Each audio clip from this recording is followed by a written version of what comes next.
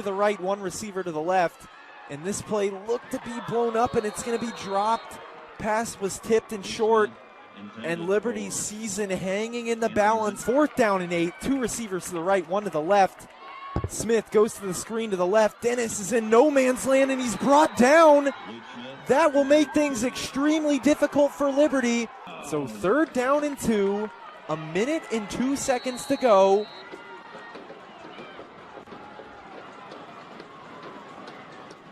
Tapu Soa, it's faked. Ball is fumbled. Liberty is on top of it, and Liberty takes over from the 22-yard line. And Liberty desperately needing to capitalize as they've been given a big lifeline here. It's Wintrick Williams III up the middle, and he rolls in for the touchdown. Liberty back tying it up from the grave. Big kick right here. If it's missed, Liberty moves into an incredible power position, and it's very low. He missed. And it's no good. So for all the marbles, 38 yards. Kick has the distance, and it's good. Alec Rochcobb puts it in, and Liberty advances to the district championship from the grave. Wow, what a finish to that one as Liberty stays alive here in the playoffs. Good morning, Jays, and welcome back. I'm Taylor Anderson. How about that football game last Friday? Those highlights were awesome. And I'm Allie Collier. Yes, it was a good game. Very nerve-wracking, but ended with a great turnout. Liberty has had an amazing two weeks in sports. Our cross-country team had the best finish in 12 years for our men's team and 15 years for our women's team. Coach Jordan wanted to send out a special thank you to the entire Liberty cross-country team and family for all of your support this season. Here's how the team stacked up. Boys were 3rd at districts and got 3rd at state. Girls were 5th at conference and then 5th at state. Miles Thornburg ran a 16-11, 20th All-State. Sam Clary ran a 16-28, excuse me. Sam Savastino a 16-33, Cage Linger 16-40, and Brady Mayer 16-48. Girls, returning all of varsity runners, 5th place team, Sutton Richardson ran at 18-30. 5th place All-State, Sasha Huff ran a 19:57. Gracie Kilkenny, yes, ran a 2012.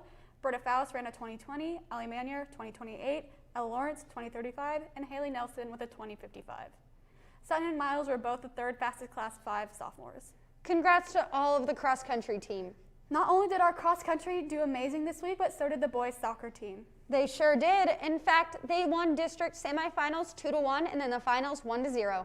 But sadly, they did lose a sectional game to Park Hill, but still kept good sportsmanship. Congrats to all men's soccer. I wonder how wrestling is, impacted by COVID. Well, you're in luck because we're going to go back to John for some special details of how this season is going to pan out. All right, I'm John Alvey, standing alongside by Jeremiah Kabuyabon, a junior wrestler here at Liberty. Jeremiah, the season definitely changed a little bit due to COVID. Can you give us an update just on how things are going for you guys and where you're at this point in the year? Yeah, so there's a few changes to our schedule. I think we're not going to be competing in a few tournaments, but as far as practice goes and our work ethic, nothing's going to change. We're going to go to different tournaments and compete the best we can. So thank you a lot, Jeremiah. Looks like wrestling will be up to date as normal. John Alvey signing off for KLHS. Thank you, John, on that wonderful wrestling update. I wonder how any of the other sports are going to change. Well, I know basketball, we are going to have to wear masks and stay, 6 feet apart like the CDC says, so. That's going to be crazy. Now let's head back over to John and Thomas for a football recap. Thank you, guys. I'm John Alvey, standing alongside Thomas Hand, giving you today's sports update, and as usual, starting things off with the Liberty's game on Friday as they narrowly slip by Blue Springs to keep their season alive in the district semifinal. Thomas, for a little bit there, it looked like Liberty was kind of down and out of the game. They needed a fumble to get back into it and force overtime, but at the end of the day, they got the job done.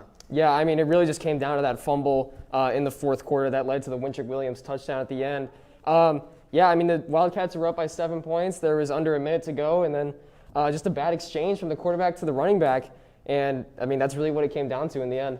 And Wintrick Williams III featured yet again for Liberty. A little bit slower. You can kind of tell he's still coming back from injury with Liberty facing North, our biggest rival, on Friday. How important will it be for him to be up to full speed coming for that game? Yeah, he definitely needs to be 100% because the last time that they were able to faced North, he put up astronomical numbers. He had a great game against them. So if he could take advantage of that again, they're definitely going to have a really good chance of winning the football game. And then real quick here, another game that was too close for comfort was the Chiefs defeating the Panthers yesterday. Thomas, they barely got the job done. What'd you see from the Chiefs in yesterday's victory? I mean, I really just saw the defense kind of collapse at the very beginning. It looked like that Carolina was just getting everything that they wanted, but at the end, it came down to a 67-yard field goal that went wide right, but actually had the distance to go 70 yards. So it was a little bit too close for comfort for the Chiefs last night. Chiefs get the win and narrowly slip by heading into the bye week. That will do it for our sports report today. Now back to the front. Thank you for that wonderful recap. Would you like your artwork, photography, or creative writing published? Submissions are open for one more week for our fall issue of KINTSUGI,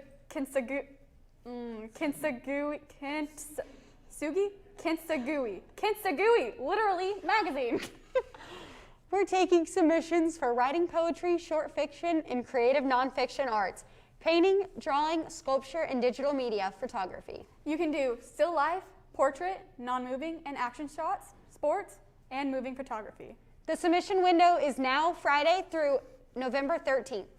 For more details, email Mr. Gerline or visit the Student Life tab on the school website and click on KINTSUGI.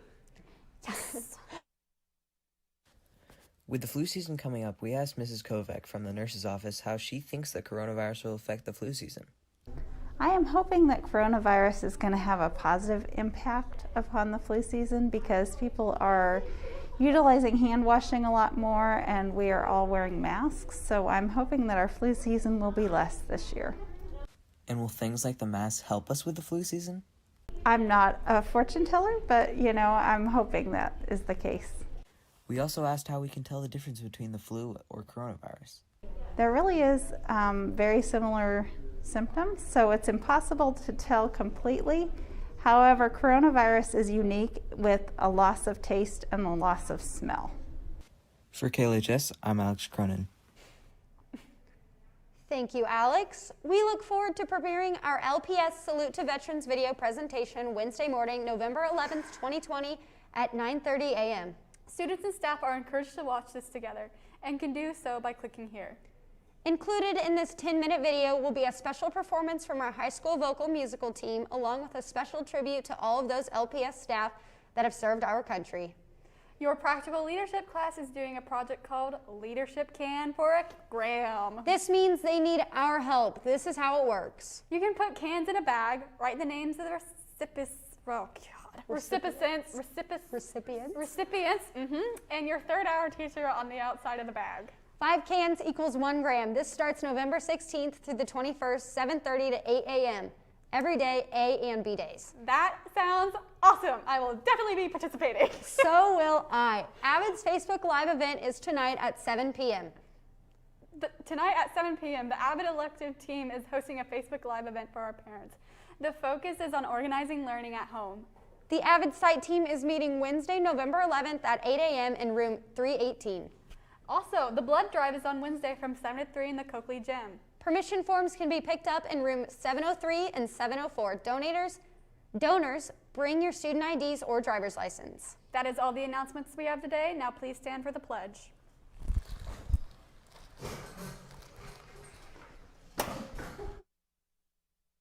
So awkward, I've never... America, in which it stands, what? indivisible, with liberty and justice for all. One nation under, oh, whoops, go. From Thomas